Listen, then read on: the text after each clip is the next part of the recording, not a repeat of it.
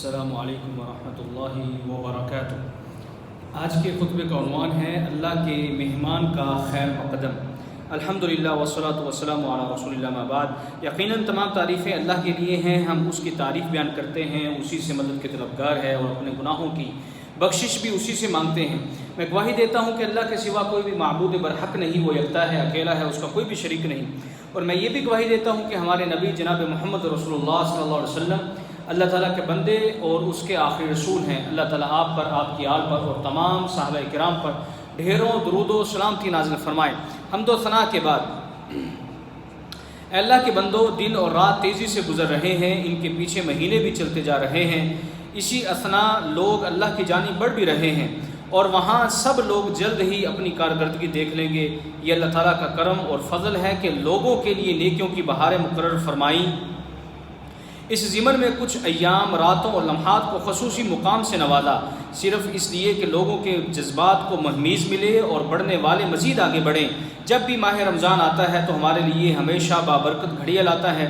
مسلمان ماہ رمضان کا انتہائی مسرت اور خوشی کے ساتھ استقبال کرتے ہیں، ان کے دل فرحت سے معمور ہوتے ہیں، کیونکہ ماہ رمضان میں مقبولیت کی گھڑی کسی بندے کو مل جائے تو وہ سعادت اور رضا الہی کے بلند درجات پا لیتا ہے۔ اللہ تعالیٰ نے نیکیوں کی اس بہار کو خصوصی شرف اور فضیلت عطا کی ہے کہ اس مہینے میں رسول اللہ صلی اللہ علیہ وسلم کو بھیجا گیا، اسی میں قرآن مجید نازل ہوا۔ اللہ تعالیٰ نے اس مہینے کے روزے ہم پر فرض کیے۔ اے اللہ کے بندو، ماہ رمضان کی ایک ایک گھڑی بابرکت ہے، اس مہینے کا ہر لمحہ خیر و بھلائی سے بھرپور ہے۔ اس مہینے میں خیرات کا تسلسل جاری رہتا ہے، برکتیں عام ہوتی ہیں۔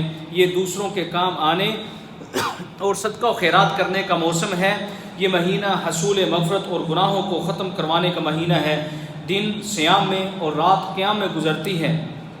یہ مہینہ قرآن اور نماز سے آباد ہوتا ہے۔ اس مہینے میں جنتوں کے دروازے کھول دیے جاتے ہیں اور جہنم کے دروازوں کو بند کر دیا جاتا ہے اور شیاطین کو جکڑ دیا جاتا ہے۔ اس مہینے میں ایک رات ایسی بھی ہے جو 1000 مہینوں سے بھی افضل ہے۔ جو اس سے محروم ہو گیا وہی حقیقی معنوں میں محروم ہے۔ ماہ رمضان نیکیوں کی دوڑ میں آگے نکلنے کا وسیع ترین میدان ہے۔ یہ مہینہ نفس کو ہمہ قسم کی آلائش اور بیماریوں سے پاک کرنے کا مہینہ ہے۔ یہ انتہائی معزز مہینہ ہے۔ اس مہینے میں اعمال کا اجر بڑھا دیا جاتا ہے۔ اس ماہ میں گناہوں اور خطاؤں کو معاف کر دیا جاتا ہے۔ آپ صلی اللہ علیہ وسلم کا ارشاد گرامی آپ نے فرمایا، 5 نمازیں ایک جمعے سے دوسرے جمعے تک، ایک رمضان سے دوسرے رمضان تک میں ہونے والے تمام گناہوں کو مٹا دیا جاتا ہے، بشرطے کہ بڑے بڑے گناہوں سے بچا جائے۔ اس مہینے میں مسلمان اسلام کے ایک رکن کی ادائیگی کرتے ہیں۔ در حقیقت یہ مہینہ اس دین کی عظمت اور مسلمانوں کی باہمی یگانیت کا عملی منظر پیش کر رہا ہے۔ اس مہینے میں واضح طور پر اللہ تعالیٰ کا فرمان گرامی ہے۔ آپ نے فرمایا، بے شک یہ ہے تمہاری امت جو ایک ہی امت ہے اور میں ہی تمہارا رب ہوں، اسی لیے میری ہی عبادت کرو۔ اے اللہ کے بندو، نیکیوں کی اس بہار کو غنیمت سمجھنا بھی اللہ تعالیٰ کی طرف سے خصوصی توفیق ہوتی ہے۔ اللہ تعالیٰ جسے چاہتا ہے اس توفیق سے نوازتا ہے۔ ماہ رمضان میں ساری کی ساری بنیادی عبادات یکجا ہو جاتی ہیں جو ہر مسلمان کو جذبہ و ہمت سے ادا کرنی چاہیے، جیسا کہ نمبر 1 نماز اللہ تعالیٰ اور بندے کے درمیان ناطہ اور رابطہ ہے۔ مسلمان کی زندگی میں سے نماز کبھی بھی غائب نہیں ہوتی۔ اسی طرح مسلمان کو کوشش کرنی چاہیے کہ روزے کے ساتھ نفل نمازوں کا بھی اہتمام کرے اور رات کے وقت زیادہ سے زیادہ قیام کرے، کیونکہ جو شخص رمضان میں ایمان اور ثواب کی امید کے ساتھ قیام کرے تو اس کے گزشتہ تمام گناہوں کو معاف کر دیا جاتا ہے۔ اسی طرح نبی اکرم صلی اللہ علیہ وسلم ایک اور حدیث میں فرماتے ہیں کہ جو شخص امام کے ساتھ قیام کرے یہاں تک کہ وہ نماز مکمل کر کے چلا جائے تو اس کے لیے رات بھر کا قیام لکھ دیا جاتا ہے۔ دوسرا، زکوٰۃ اور نفل صدقہ خیرات دولت کو پاک کرتے ہیں اور ان میں اضافے کا باعث بھی بنتے ہیں۔ یہ دریا دلی اور دل کی صفائی کا ذریعہ ہیں۔ زکوٰۃ کی ادائیگی کا اثر شخصیت، دولت اور اولاد سب پر یکساں پڑتا ہے۔ زکوٰۃ بلاؤں کو ٹالتی ہے، خوشیاں سمیٹتی ہے۔ اللہ کے بندوں پر جو سخاوت کرے تو اللہ تعالیٰ اس پر سخاوت فرماتا ہے۔ فرمان نبوی صلی اللہ علیہ وسلم ہے کہ اللہ تعالیٰ فرماتے ہیں، اے آدم کے بیٹے، تم میری راہ میں خرچ کرو، میں تم پر خرچ کروں گا۔ روز قیامت ہر شخص اپنے صدقے کے سائے تلے ہوگا، اس لیے صدقہ لازمی کرو، چاہے معمولی ہی کیوں نہ ہو۔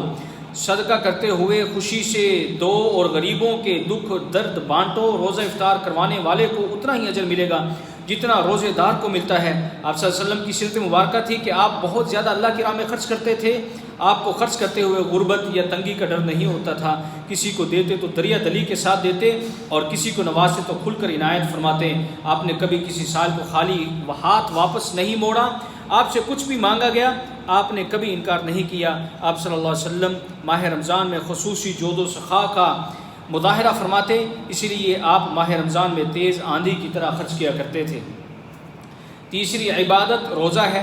روزہ اس فضیلت والے مہینے میں انتہائی عظیم عبادت ہے۔ اس مہینے میں مسلمان روزہ رکھ کر تقوی کی نعمت حاصل کرتے ہیں۔ فرمان باری تعالیٰ ہے، ایمان والو تم پر اسی طرح روزے لکھ دیے گئے ہیں جیسے تم سے پہلے لوگوں پر روزے لکھ دیے گئے تھے تاکہ تم متقی بن جاؤ۔ روزے کا ثواب بے حد و حصہ ملے گا۔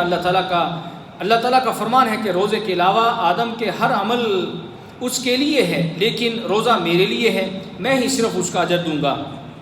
اسی طرح ایک اور حدیث میں آتا ہے کہ جو شخص رمضان میں ایمان اور احتساب کی امید کے ساتھ روزہ رکھے تو اس کے گزشتہ تمام گناہوں کو معاف کر دیا جاتا ہے۔ روزہ روزے داروں اور برائی کے درمیان حائل ہو جاتا ہے۔ آپ صلی اللہ علیہ وسلم کے ارشاد گرامی آپ نے فرمایا، روزہ گناہوں کے سامنے ڈھال کی طرح ہے۔ چوتھا، تلاوت کرنا۔ قرآن کریم اللہ تعالیٰ کا کلام ہے اور اللہ تعالیٰ کی لوگوں پر حجت ہے۔ قرآن کریم سرچشمہ حکمت اور رسالت نبوی کی نشانی ہے۔ اللہ تعالیٰ کی جانب قرآن کریم کے علاوہ کوئی راستہ نہیں جاتا۔ قرآن کریم کے بغیر ہمارے لیے نجات ممکن نہیں۔ یہ بصیرت اور بصارت دونوں کے لیے نور ہے۔ قرآن کے قریب ہونے والا صاحب شرف بن جاتا ہے۔ اس پر عمل پیرا شخص معزز ترین ہو جاتا ہے۔ قرآن کریم کی تلاوت ثواب کے ساتھ رہنمائی بھی ہے۔ قرآن کریم کا مطالعہ علم اور ثابت قدمی کا باعث ہے۔ قرآن کریم پر عمل تحفظ اور امان کی باعث ہے۔ قرآن کریم کی تعلیم اور قرآن کی جانب دعوت نیک لوگوں کا سر کا تاج ہے۔ ماہ رمضان میں قرآن کریم کی کثرت سے تلاوت کی مزید ضرورت بڑھ جاتی ہے۔ رمضان میں قرآن کریم کی تلاوت، تدبر، تعلیم و تعلم اور اس پر عمل کا زیادہ سے زیادہ اہتمام کرنا چاہیے، کیونکہ قرآن کریم کا نزول اسی مہینے میں ہوا۔ فرمان باری تعالیٰ ہے، ماہ رمضان ہی تو ہے وہ مہینہ ہے جس میں قرآن کو اتارا گیا۔ قرآن لوگوں کے لیے ہدایت ہے اور اس میں ہدایت کی حق و باطل کی تمیز کی نشانیاں بھی ہیں۔ پانچویں چیز یعنی پانچویں عبادت وہ دعا ہے۔ دعا ایک مستقل عبادت ہے۔ دعا سے مشقت کے بغیر فائدہ حاصل ہو جاتا ہے۔ دعا ایسا نافع ہے جس میں کبھی نقصان نہیں ہوتا۔ دعا کی بدولت خوشیاں ملتی ہیں، دعائیں بلائیں ٹالتی ہیں۔ دعا کرنے والا کبھی تباہ حال نہیں ہوتا۔ دعا کے ذریعے انسان اپنی تمنا اور مطلوب پا لیتا ہے۔ چنانچہ کس قدر ناممکن چیزیں بھی دعا کے ذریعے ممکن ہو گئیں، کتنی مشکل چیزیں آسان ہو گئیں، کتنی ہی مشکلیں رفع ہو گئیں۔ قبولیت کے قریب ترین ایسی دعائیں ہوتی ہیں جو رات کے آخری حصے میں مانگی جائیں۔ اگر کوئی بندہ اپنے پروردگار کے سامنے گڑ گڑائے تو اللہ تعالیٰ اس کی ضرورت پوری فرما دیتا ہے۔ جب انسان بھوکا ہو تو دل گداز اور صاف ہوتا ہے۔ نیز روزے دار کی دعا رد نہیں کی جاتی۔ روزے دار دن ہو یا رات عبادت میں ہی رہتا ہے۔ روزے دار کی دعائیں دوران روزہ اور افطاری کے وقت قبول کی جاتی ہیں۔ روزے دار دن میں روزہ رکھ کر صبر کرتا ہے اور رات کو کھا پی کر اللہ کا شکر ادا کرتا ہے۔ اس لیے کامیاب وہی ہے جو زیادہ سے زیادہ آسمان کا دروازہ کھٹکھٹائے اور رمضان کے شب و روز میں اپنے لیے نیکیاں جمع کرے اور اللہ سے دعا کرے۔ چھٹی چیز اللہ کی یاد ہے۔ ذکر الہی بھی عظیم لیکن آسان ترین عبادت ہے۔ اللہ کا ذکر کرنے والے کو اللہ تعالیٰ بھی یاد رکھتا ہے۔ نیز اگر انسان اپنی زبان کو ذکر الہی میں مشغول نہ رکھے تو اسے فضول یا گناہوں میں مشغول کر دیتا ہے۔ ساتویں چیز رشتہ داری کو جوڑنا ہے۔ دین برتاؤ اور تعامل کا نام ہے۔ ساری مخلوقات میں سے اچھے سلوک کا آپ کے قریبی لوگ حقدار ہیں۔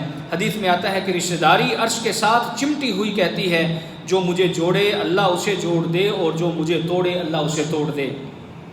اسی طرح ایک حدیث میں بھی آتا ہے کہ جس شخص کو اچھا لگے کہ اس کے رزق میں فراخی کر دی جائے یا اس کی عمر میں اضافہ کر دیا جائے تو اسے چاہیے کہ وہ اپنے رشتہ داروں کے ساتھ صلہ رحمی کرے۔ آٹھویں چیز بیہودہ باتوں سے بچنا بھی عبادت ہے، کیونکہ روزے دار کو اپنی عبادت کا سب سے زیادہ خیال ہوتا ہے۔ وہ روزے کو توڑنے والی تمام اشیاء سے محفوظ بناتا ہے، کیونکہ رسول اللہ صلی اللہ علیہ وسلم کا ارشاد گرامی ہے، آپ نے فرمایا جب تم میں سے کسی کا روزہ ہو تو بیہودہ باتیں مت کرے، نہ شور و غل مچائے، اور اگر کوئی اسے گالی گلوچ دے یا لڑے تو اسے کہہ دے کہ میرا تو آج روزہ ہے۔ سلف صالحین رحمہم اللہ کی یہ عادت تھی کہ جب وہ روزہ رکھتے تو مسجدوں میں بیٹھے رہتے اور کہتے تھے اس طرح ہم اپنے روزے یعنی مسجد میں بیٹھ کر ہم اپنے روزے کی حفاظت کریں گے، اس کا تحفظ کریں گے اور کسی کی غیبت بھی نہیں کریں گے۔ اس لیے روزے میں زیادہ وقت مسجد میں گزاریں۔ 9ویں چیز یہ ہے کہ عبادت کو محبت اور اخلاص کے ساتھ ادا کریں، مجبوری کے ساتھ نہیں، کیونکہ نیکی کی تکمیل اسی وقت ہے جب محبت کے ساتھ ادا کی جائے۔ ایسی محبت جو انسان کو خلوص اور صدق کے دل پر ابھارے اور رسول اللہ صلی اللہ علیہ وسلم کی اطاعت بھی کرے۔ کوئی بھی عمل اس وقت تک نیکی نہیں بن سکتا جب تک اس کی بنیاد ایمان نہ ہو۔ بطور عادت یا خواہش کے کیا ہوا عمل عبادت نہیں ہوتا۔ اسی طرح شہرت اور ریاکاری کے لیے بھی کیا گیا عمل عبادت نہیں بنتا۔ عمل اسی وقت عبادت بنے گا جب حصول ثواب اور رضا الہی اس کا ہدف ہوگا۔ چنانچہ جس وقت کسی بھی عمل میں ایمان اور ثواب کی امید یکجا ہو جائے تو وہ قبولیت کا درجہ پا لیتا ہے اور مغفرت کا سبب بھی بن جاتا ہے۔ 10ویں چیز سچی توبہ ہے، کیونکہ دنیا تو اپنی خوشیوں اور غموں کے ساتھ ختم ہی ہو جائے گی۔ عمریں لمبی ہوں یا چھوٹی یہ بھی گزر جائیں گی، پھر آخر کار سب اپنے پروردگار سے ملیں گے۔ اس وقت مال یا اولاد کچھ کام نہیں آئے گا ماں سوائے اس شخص کے جو اللہ تعالیٰ کے پاس قلب سلیم یعنی صاف ستھرا دل لے کر آئے اور حاضر ہو۔ اس لیے ماہ رمضان کا استقبال سچی توبہ کے ساتھ کریں۔ ابھی سے عزم مصمم کر لو کہ اس کے اوقات و لمحات کو نیکیوں سے بھرپور رکھیں گے، اس کے لمحات کو نیکیوں سے ہم بھر دیں گے، کیونکہ زندگی تو محدود سانسوں کا نام ہے۔ فضیلت والے ان اوقات کو غنیمت سمجھیں، نیکیاں کرتے چلے جائیں اور اللہ سے پر امید ہوں۔ اے اللہ کے بندو، حقیقی دھوکہ زدہ شخص وہ ہے، یعنی حقیقی دھوکے میں وہ شخص ہے جو رمضان تو پالے لیکن اسے اپنے اس مہینے میں اپنے آپ کو بخشوائے نہ۔ آپ صلی اللہ علیہ وسلم کے ارشاد گرامی آپ نے فرمایا، اس شخص کا ستیہ ناس ہو جس کی زندگی میں رمضان آئے اور اسے پروانہ مغفرت ملنے سے پہلے رمضان چلا جائے۔ اسی طرح رسول اللہ صلی اللہ علیہ وسلم نے ایک اور مقام پر ارشاد فرمایا، جو شخص خلاف شریعت بات کہے یا اس پر عمل کرے یا اس پر عمل کرنے سے باز نہ آئے تو اللہ تعالیٰ کو اس کے کھانا پینا چھوڑنے کی کوئی ضرورت نہیں ہے۔